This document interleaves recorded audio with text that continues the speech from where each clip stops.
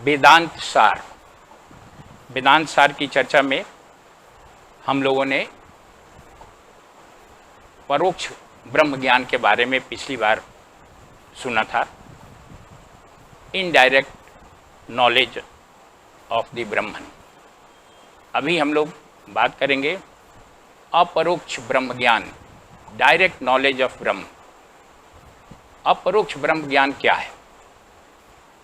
अपरोक्ष ब्रह्म ज्ञान है, डायरेक्ट नॉलेज है कि मैं ही ब्रह्मन हूँ, अहम ब्रह्मास्मि। इस बात की प्रतीति, इस बात का अनुभव कि मैं ही सच्चिदानंद हूँ, ये अपरोक्ष ब्रह्म ज्ञान है। अपरोक्ष ब्रह्म ज्ञान यानी डायरेक्ट ब्रह्म ज्ञान का साधन क्या है, कैसे होता है? अपरोक्ष ब्रह्म ज्ञान का साधन है तत्त्वम् असि जैसे 4 महावाक्य हैं, उनका गुरु के मुख से श्रवण करना और उसके ऊपर गहन ध्यान करना। इससे अपरोक्ष ब्रह्म ज्ञान प्राप्त होता है। तत्त्वम् असि, अयम आत्मा ब्रह्म, अहं ब्रह्मास्मि, प्रज्ञानम ब्रह्म, ये 4 महावाक्य हैं। अपरोक्ष ब्रह्म ज्ञान कितने प्रकार का होता है? डायरेक्ट नॉलेज कितने प्रकार का होता है? डायरेक्ट नॉलेज 2 प्रकार का होता है। एक अस्थिर अपरोक्ष ब्रह्म ज्ञान और स्थिर अपरोक्ष ब्रह्म ज्ञान। अस्थिर अपरोक्ष ब्रह्म ज्ञान का क्या अर्थ है? अस्थिर अपरोक्ष ब्रह्म ज्ञान ये होता है कि मन में 3 बाधाएं होती हैं ब्रह्म ज्ञान के मार्ग में: संशय भावना, असम भावना और विपरीत भावना।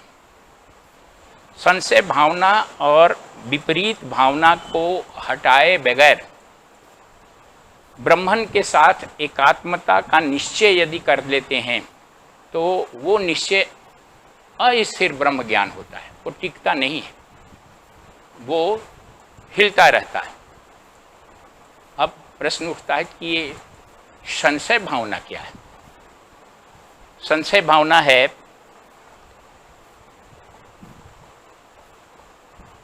दो प्रकार का संशय भावना उत्पन्न होती है: प्रमाणगत संशय भावना और प्रमेयगत संशय भावना। प्रमाणगत संशय भावना का मतलब होता है कि मन में ये डाउट उठता रहता है, एक संशय उठता रहता है कि क्या जीव और ब्रह्म एक है। ये मन में बराबर संशय उठता रहता है कि जीव,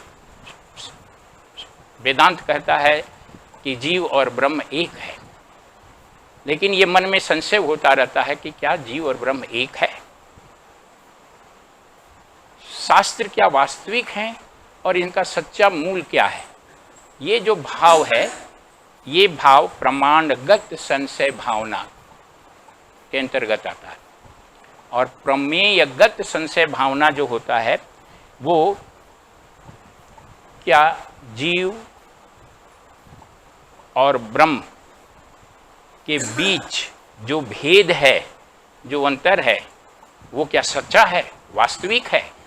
इस प्रकार का भाव जो है वो मन में यदि उठता हो तो ये प्रमेयगत संशय भावना कहलाता है।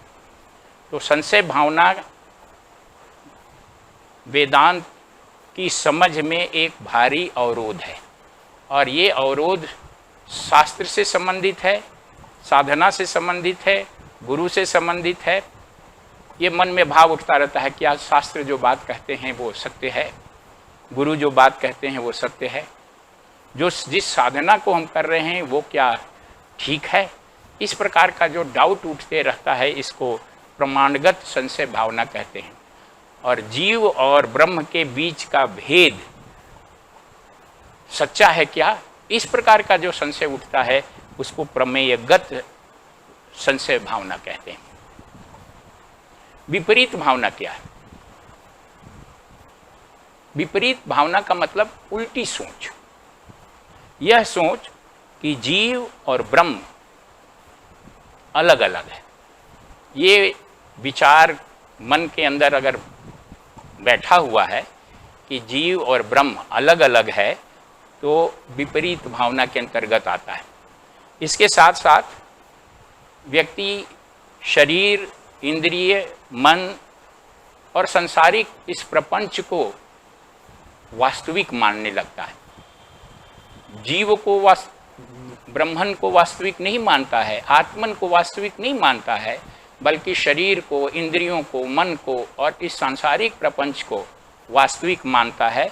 ये जो है इसको विपरीत भावना कहते हैं, उल्टी भावना कहते हैं। और तीसरा जो अवरोध है डायरेक्ट नॉलेज में, वो है असंभावना। असंभावना का मतलब होता है सेंस ऑफ इम्पॉसिबिलिटी। ये सब अनुभव हमसे नहीं हो सकेगा। ये किसी संत महात्मा, कोई बड़े साधक के लिए तो संभव है, लेकिन हमारे जैसे साधारण व्यक्ति के लिए इस डायरेक्ट नॉलेज को, अपरोक्ष ज्ञान को, ब्रह्म ज्ञान को प्राप्त करना संभव नहीं है। इस प्रकार की जो भावना मन के अंदर बैठ जाती है उसको असंभावना कहते हैं। तो इन तीनों अवरोधों को, यानी संशय भावना, असंभावना और विपरीत भावना, इन तीनों को जब हटा करके डायरेक्ट नॉलेज किया जाता है, यानी गुरु के मुख से 4 महावाक्यों का श्रवण किया जाता है और उस पर गहरा ध्यान किया जाता है, तो अस्थिर ब्रह्म ज्ञान जो है वो समाप्त होता है और अपरोक्ष ब्रह्म ज्ञान यानी डायरेक्ट नॉलेज की प्राप्ति होती है। शेष प्रश्न का उत्तर अगले प्रवचन में। धन्यवाद। ओम शांति ही शांति ही शांति ही।